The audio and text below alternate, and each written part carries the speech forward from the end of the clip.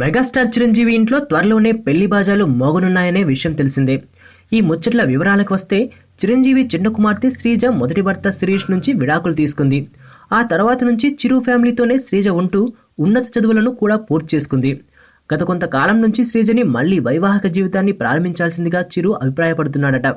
అందుకు శ్రీజ తన మనసులోని మాటని పోస్ట్పోన్ చేస్తూ వస్తోంది.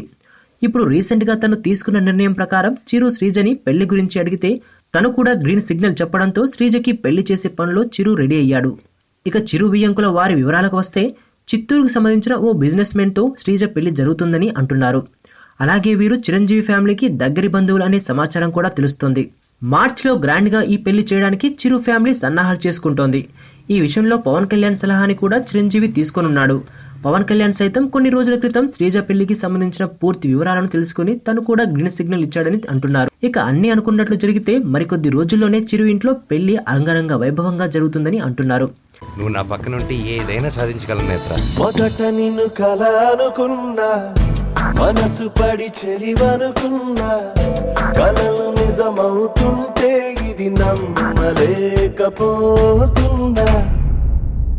ఎదుటోడు బట్టి మన క్యారెక్టర్ ఉండాలి కానీ మనకు మనం క్యారెక్టర్ ఫిక్స్ అయితే బ్రతకలేం.